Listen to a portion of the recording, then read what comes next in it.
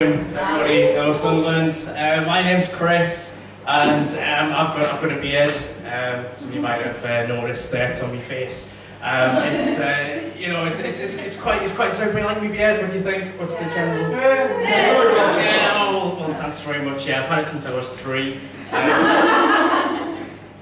It's quite soft. I quite like to keep it well maintained as well. But it's very soft. Would anybody like to have a feel? Would you like to have a feel, sir? I'm struggling with the mic stand. Go on.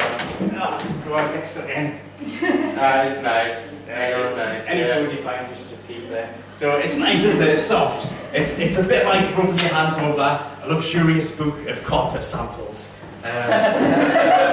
I keep it soft. I wash it in the tears of One Direction fans, which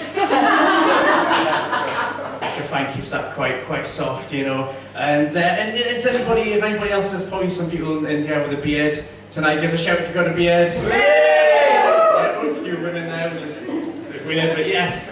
Anybody who has a beard would know this. Whenever you see another man with a beard, all you want to do is push your face against his to see if you stick together like Velcro. Yeah, am I right? Alright, no, it's just me on that one. But, that's fine. I know you've got to be careful. You've got to be careful with that. Quite recently, I was on a bus and there was a guy who was like asleep and he had a lovely, luxurious beard. So I went up to him and I pushed my face up against his quite gently. 3 weeks we were stuck together. Yeah, 3 weeks. Oh, it was awkward. I had to move in with him. It was it's terrible. His wife wasn't happy. Caused a lot of arguments. And it was pretty sad. On the bright side, though, we did win the 3 a triathlon together. So swings and roundabouts. Swings and roundabouts. Swings and roundabouts to the right. You can't go on when you're stuck to another human being. You can try, but people get freaked out. They're like, "You're scaring the children," It's just not worth it, I've got an idea for a new TV program, which, if it's okay, I'd like to run by, if that's all right. Basically, what it is, the format of the show is that every episode we get an old, frail, emaciated person, right? We bring them into the studio, and we get a makeover team to come in and do them up in the style of an old Tudor townhouse. It's called Mock the Week. Shut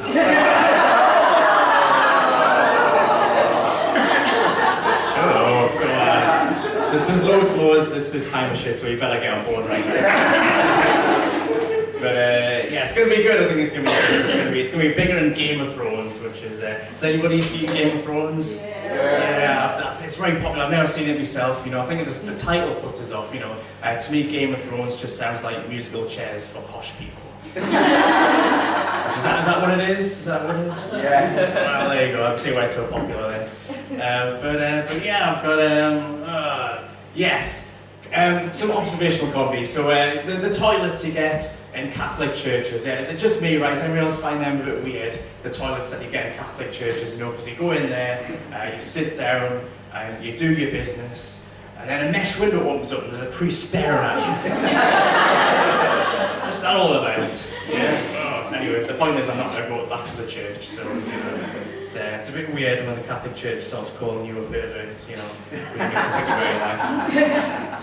So yeah, but I like to read. A lot of you out here tonight probably, read quite a lot. I do, I read loads. I don't want to show off or anything, but, I've probably read about, 10 books. My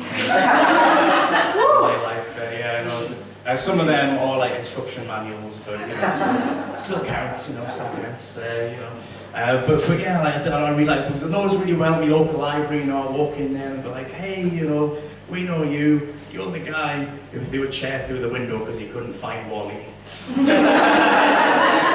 I'm quite the scholar, so yes, that's right. I read loads in there. I get a lot of the books that I read, buy them on the internet. I find it's the best. Get a lot of good deals. And I love the internet. It's brilliant. Two of my favourite things are probably Facebook. And eBay, it's fantastic. Facebook's brilliant. Facebook, it's a website set up so anybody can go on there in order to find out which of their old school friends have become racists. It's only use really, but it's really handy. helped you decide who to avoid, but it's good. And eBay as well. eBay is really good. I buy loads of books on eBay. I've got a book quite recently, because I think, you'll probably agree with us, that the best books that you can buy are probably books written by celebrities. I think they tend to be the best kind of books you can get. And I got a book quite recently by Madonna, which I brought with us tonight, so I'm just going to get that for you.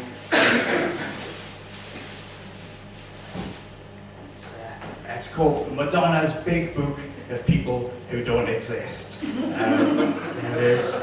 And it's Madonna, I don't even see that Madonna on the front there, she's on the back of a magical unicorn. And she's got her kids on the back as well, because she's on the school run, she's a single mother, she's like us. And you see that the unicorn there, it's firing laser beams out of its eyes, putting the ward off the paparazzi, and it's really good. It's a good book. She brought another book quite around the same sort of time. It was called Madonna's Big Book of Capes. But I got pulled, so yeah. But it's good. Madonna's Big Book. It's basically a list of all the people in the world who don't exist. It's like the opposite of a phone book. So I'm on chapter 2 at the moment, and I'll read an extract for that. The first part, it's Tom Farrowman, he's in there, Tom Farrowman, the man who has the face of John Barrowman. He's the window cleaner from Shields, he's brilliant. Jean-Pierre Cakehans, the man who has cakes for hands, and there's a picture of him as well. There he is, Jean-Pierre Cakehans, with his cakes for hands there. And he probably knows there's a little speech bubble coming out of his mouth because he's got a catchphrase, which is "Please kill me now." Is a living hell. It is a funny catchphrase. It's a right to laugh. It is funny. It's okay. Don't worry too much about it. He doesn't exist, so it's fine. Don't look for him. You won't find him. Clancy Benedict and his amazing inflatable beard. Lovely Michael, the kindest man in Denmark. He's always lovely. Every Easter he goes out and he gives free hugs to the homeless. He's brilliant. Derek the Bastard, the most evil man in Denmark. He's very much Michael's nemesis. He gives out free hugs to the homeless as well, but he only hugs people who don't really want a hug. People with boundary issues. Yeah. So Jinxie McCready, the woman with the shiniest forehead in Britain. She's in there. Her forehead is so fat, shiny and fat that she's carried off by giant magpies who mistake her forehead for a shiny piece of tin foil. It's a nightmare for her. She doesn't exist though, so don't worry about it too much. So there you go, that's Madonna's Big Book, People Don't Exist. That's a very cheap way of getting applause there, thanks very much.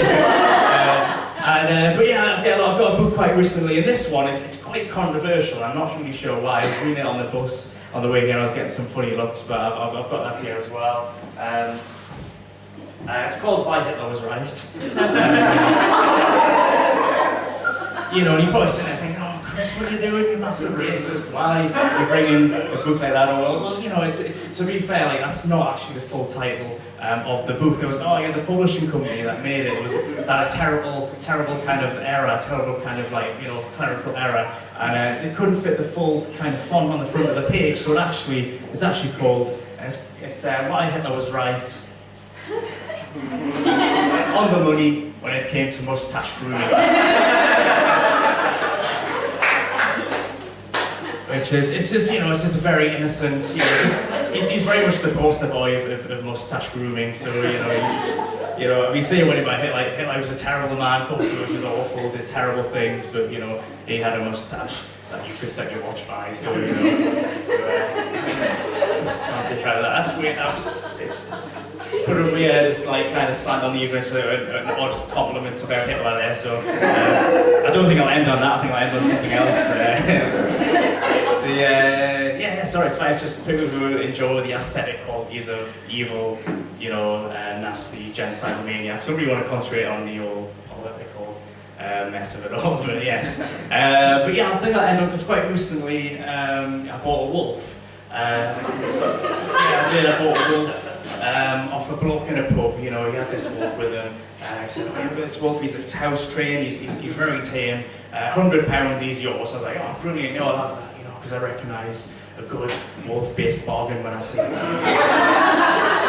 So I got the wolf, you know, got him back to my house, you know, and I put some cushions and pillows down in the front room for him to sleep on, you know, so that he's nice and comfortable. And then I went to bed, you know, because I was quite tired and I was a bit drunk as well. If I'm honest, I only really tend to buy livestock when I'm drunk. It's a bit of a rule with me. So I went to bed, you know, and I woke up the next morning and I walked into the front living room and I looked down and the wolf had turned back into a man. Yeah. So it was like he was a werewolf. It's like, oh, not again. Why is what's happened to me, you know?